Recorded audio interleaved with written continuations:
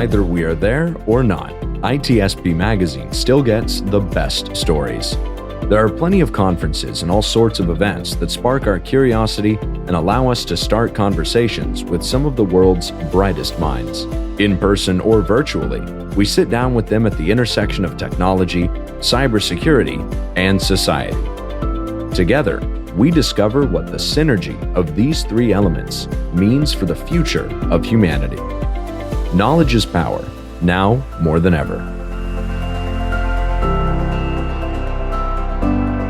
CrowdSec, the collaborative and open source cybersecurity solution.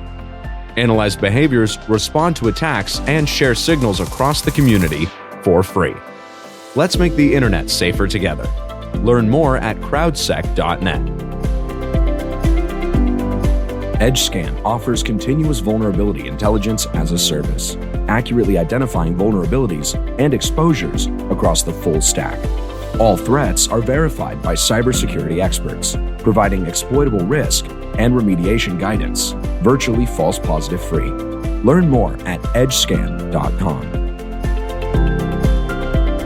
Pantera, the leader in automation security validation, allows organizations to continuously test the integrity of all cybersecurity layers by emulating real-world attacks at scale to pinpoint the exploitable vulnerabilities and prioritize remediation towards business impact. Learn more at www.pantera.io.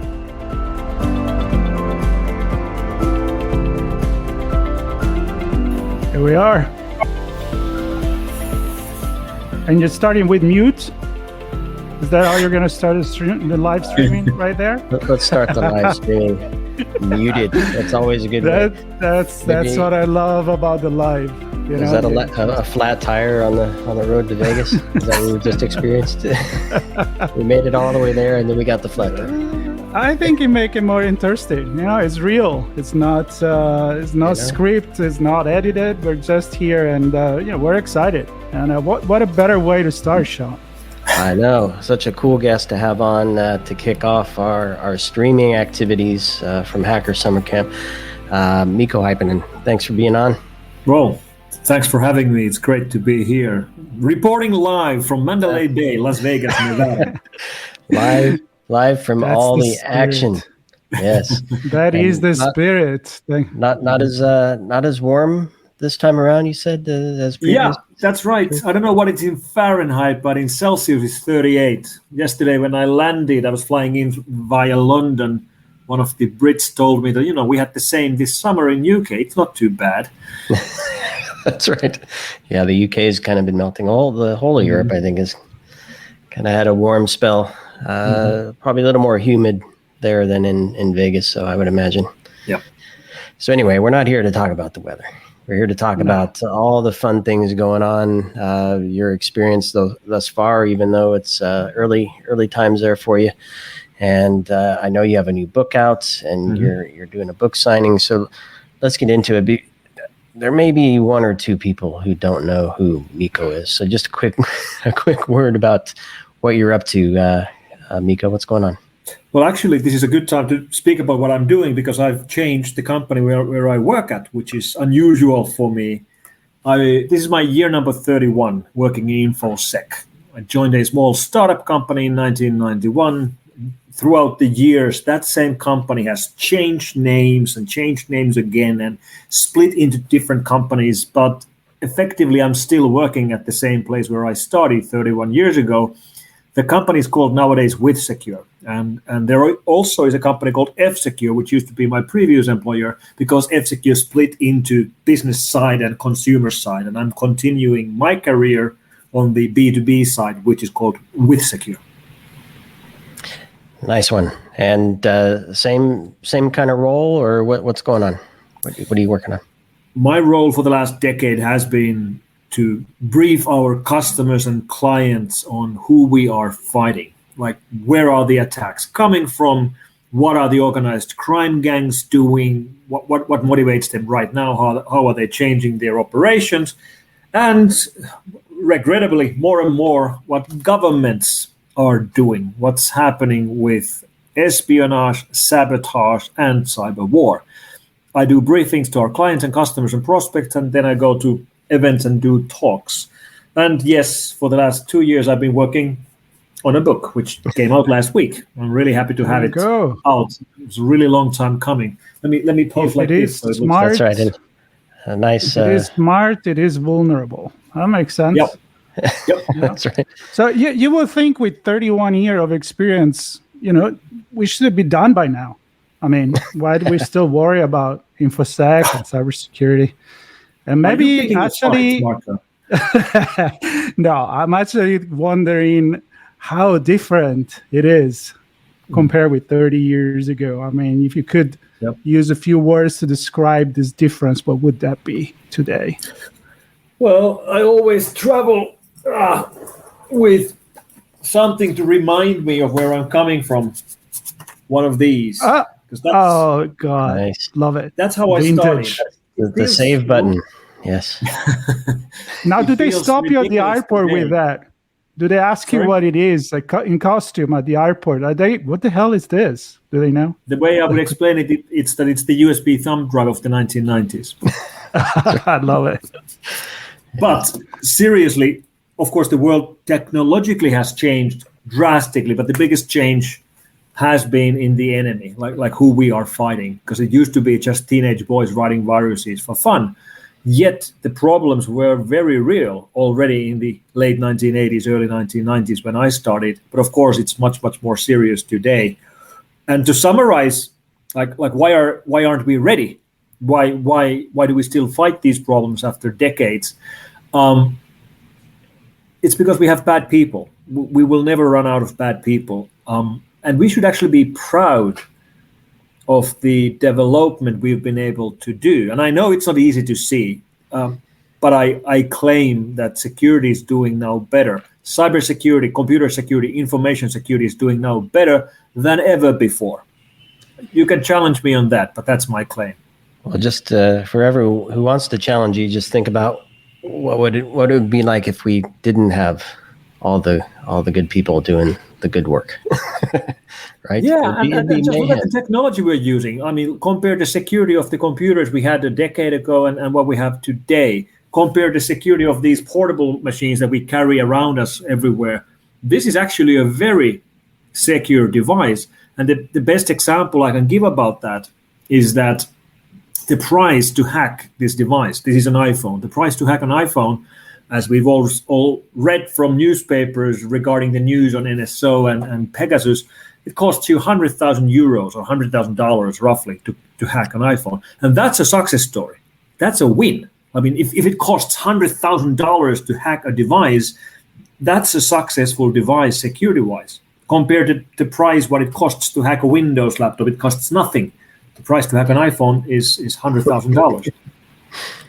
That is a great point. I never thought it that way. I mean, it's not for everyone. You can buy a piece of software. Marco, you're never going to be targeted. You're not that important. Nobody's going to pay $100,000 to hack your phone. I know.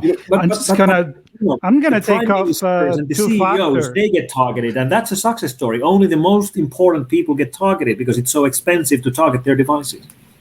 See, you give me peace of mind. Thank you. That's right. Sorry, I don't know if it's a good thing. So speaking of devices, I don't know if your book focuses only on devices or not, but give us a background on what the book is about, what it entails, maybe an idea of why you bothered taking the time and effort to write a book. It's a compilation of the things. The books that I like to read are books which have hard facts, statistics, opinions, and then right next to them stories. And that's the way I wrote this book as well. The stories and anecdotes are from the 3 decades that I worked in this industry, because I know that we like to listen to stories, we like to read stories. I like to read stories, so that's the way I wrote the book. But then it contains large opinions and facts about where we are going to regarding computer security, our privacy, smart devices. The title is a reference to smart devices and IoT and how that's going to be solved, and then into heavy stuff, cyber war, nation state activity, exploit trade. And then I finished the book with some educated guesses about where we will be going, not in the next years, but in the next decades, because it's much easier to forecast what's going to happen in 20 or 30 years from now than what's going to happen in the next 5 or 10 years. Can you read us a story? I can tell you a story. Tell me a story. Maybe not read it. One of the stories I have in the book is about my neighbor. He came to ask me a question because he was selling his boat. I live on an island in the Baltic Sea, so everybody has a boat. And my neighbor was selling his, and he got a great offer. Somebody wanted to buy the boat from Switzerland, and we are in Helsinki, Finland. And he was curious, like, is this a scam? Like, what's the scam? So I had to explain it to him that, it is a scam, but nobody's trying to steal your boat. He was worried that they're trying to, somehow buy the boat and he's not going to get paid, because that's not the scam they were pulling. I checked it. This was a advance fee transportation scam where the idea is that they will offer you a great price for the boat, and they will even arrange a shipment company to ship the boat, and then they will pay you through PayPal the price for the boat and the price for the shipment, and then the shipment company will contact you and you pay the shipment company. And the whole scam is about stolen PayPal accounts. So when they pay you, that's going to get taken away from you by PayPal as they reverse the charges. And then the money you actually are going to lose is the payment you pay for the shipment company, which doesn't exist at all. So when you explain to people how the scams actually work, they're often surprised. Like my neighbor thought that they wanted to steal the boat. No, they just wanted to fool you with a fake shipment company where you end up paying the shipment, and the money you were given to pay the shipment will be reversed. It's incredible. And 30 years of stories like that wrapped up in this book. You're there. I know you have an event with Dave DeWalt you're participating in, and you have a book signing. Give us a little view into what's going on. Yeah, well, of course, everybody's waiting for the actual big black hats to start tomorrow. Besides, Las Vegas is on right now, off strip. Tomorrow morning, I'm waiting for Chris Krebs' keynote. It's going to be really interesting to hear what he wants to say. He's been, very much in the limelight ever since he was fired from the role at CISA by President Trump. I'm sure we'll hear great opinions, but I'm not really sure what they will be about. And then, of course, everybody's waiting for Thursday keynote as well, which is going to be Kim Zetter, one of the best journalists we have. And she will be speaking about the time before Stuxnet and time after Stuxnet, which, well, there's a long list of stories in my book about Stuxnet as well. I'm definitely looking forward to what Kim wants to say. And then I'm certain that many of the talks will touch upon what's happening regarding the war in Europe. There's multiple talks specifically about the topic, and then, of course, many of the more technical talks probably will touch upon the attacks we've actually seen related to the attacks in Ukraine over the last, what's it been now, 6 months. Do you think, or have you experienced yet that we're talking enough about the cyber war, part of what's going on there? Obviously, you mentioned the talks, and we know of the talks as well. I'm just wondering if... Let me rephrase that, Sean. Yeah. Apart from the quantity, like, are we talking enough? My question would be, are we talking about it in the right way, from the right perspective? I'm not sure. I think there's a big difference in how the war and the cyber war around it is in the media and in the discussions in Europe and in USA. There's definitely a big focus on these things in the Nordic and in the Baltics. Listen, guys, I live 3 hours away from Russia. Both my grandfathers fought the Russians in the Second World War. Everything Russia does in Ukraine, everything the Russian patriotic hackers do in Europe, do in the Nordics, do in Finland, is very much in the biggest headlines you can imagine. In fact, just today, our parliament, the website for our parliament, was taken down by a Russian hacker gang, which actually took credit for the attack on Telegram 4 hours ago or so. So the discussion there, I think, is focusing on the very real things, which is what actually is happening and how these are pulled off, and who controls these hacker gangs, who gives them the targets, are they being rewarded for these attacks they do on behalf of their country. When I look at the discussion around USA, there's much more discussion about how much support should we be giving to Ukraine, and what's happening with the gas prices and electricity prices and grain, and how expensive all this is. And there seems to be a bit of a difference in how the discussion is going around. Yeah, I guess it's interesting, and hopefully we'll get a sense of this over the week as well. How many folks ended up traveling internationally to Las Vegas? Because I think each person from different regions will have different perspectives, like yourself, right? Being there so close to the border, folks from Estonia, I know, have their own perspective, and different countries throughout the region have different perspectives and what matters to them and the impact this has. So it'll be interesting to see how that all comes together. There was a message here, and I want to get maybe some of your thoughts on the future, but there was a message here from somebody joining us last, Mary Haggy. She wanted to know if you could give a B2B example. You gave the neighbor example with PayPal, the story from your book. Do you have a B2B example you'd like to share? One of the stories I tell in the book is about our pen testers. We have a pen testing unit, and they do a lot of online or virtual pen testing, but also physical pen testing, which means you can hire our guys to do a mix of guys and girls to do a mix of attacks. And I tell a story of Tom, who was hired to do a penetration test against a mainframe system belonging to a large European bank. And during the briefing meetings, he asked what kind of attacks he's allowed to do, and they told Tom that you can do whatever attacks real criminals might actually do. Which means Tom then actually went through a whole row of attacks to gain access to credentials to these IBM mainframe systems. Unfortunately, he couldn't gain access to the system itself because it was only accessible on location. You couldn't access it remotely. So he had to go into one particular physical building in a country in Europe. So then he faked himself to be someone else who actually needed access to the building, gained access to the building, escaped from his hosts, wandered around the building for a couple of hours. And unfortunately, after finishing his mission and gaining access to the mainframe, he was caught by his original host within the bank's premises, who realized that, this is a security breach. Like, why are you walking in here? You should have no access to this part of the building. The reason why he was there was that he wanted to find the mainframe, like physically find the mainframe and take a selfie with the mainframe, even though it was not required for the actual pen test. So when he was being escorted out of the building, he actually decided to confess, and he told his host that, you know what, I'm not who you think I am. I'm actually working for this company, and I'm doing a pen test here. And his host said, okay, that's interesting. All right, well, in that case, have a nice day.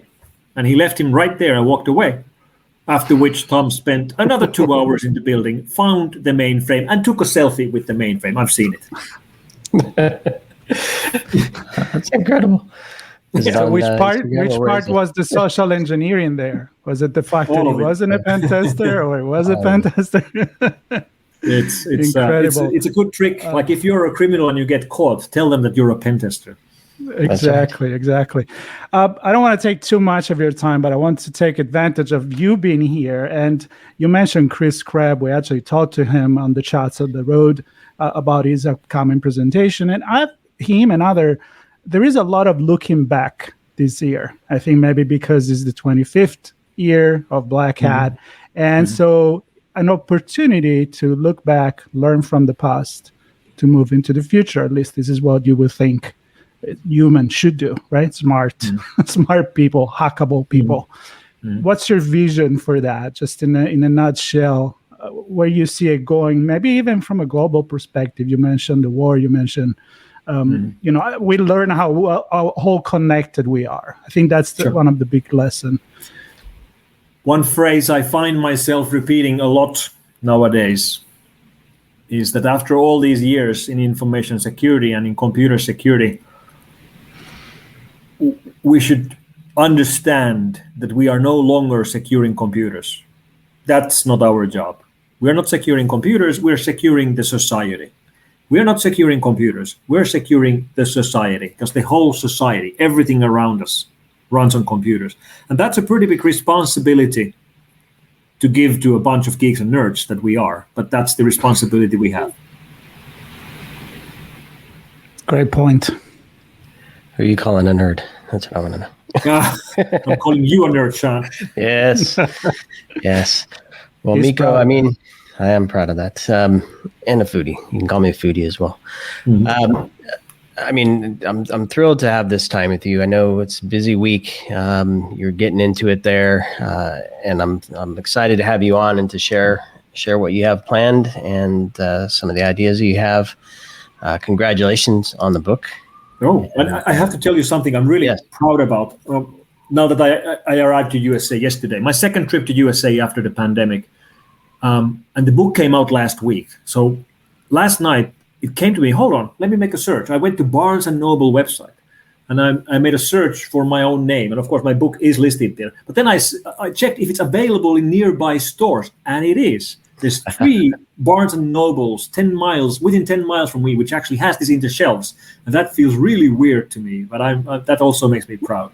And of course it's in the shelves here in Black Hat. There's the Black Hat bookstore, which has this book right now. If anybody's here at Black Hat and is watching, you can buy it from there. And the book signing you mentioned, John, it's on Thursday at 12:30. So I'll be there to sign the books. 12:30, 12:30 on Thursday in the bookstore. Yep. And Mikko, it's a pleasure. Glad you made it here safe and sound. Hope you have a great week catching up with friends and having those important discussions. I mean, your background and history is critical to helping us move forward. So appreciate you and all that you do. Congrats on the book. Have a fabulous week. And everybody who's watching here, thanks for joining us live. We have many streams coming to you this week. One is in 8 minutes, so stay tuned. One is in 8 minutes. Yes, we have another one coming up. ITSPmagazine.com/BHDC22 is where it's all happening. Mikko, keep well. Godspeed. John, Marco, thanks for having me. Thank you. Thank you for coming by. Pantera, the leader in automation security validation, allows organizations to continuously test the integrity of all cybersecurity layers by emulating real-world attacks at scale to pinpoint the exploitable vulnerabilities and prioritize remediation towards business impact. Learn more at www.pantera.io. EdgeScan offers continuous vulnerability intelligence as a service, accurately identifying vulnerabilities and exposures across the full stack. All threats are verified by cybersecurity experts, providing exploitable risk and remediation guidance, virtually false positive free. Learn more at edgescan.com. CrowdSec, the collaborative and open source cybersecurity solution. Analyze behaviors, respond to attacks, and share signals across the community for free. Let's make the internet safer together. Learn more at crowdsec.net. We hope you enjoyed this episode of our On Location Conversation. If you learned something new and this podcast made you think, then share ITSPmagazine.com with your friends, family, and colleagues.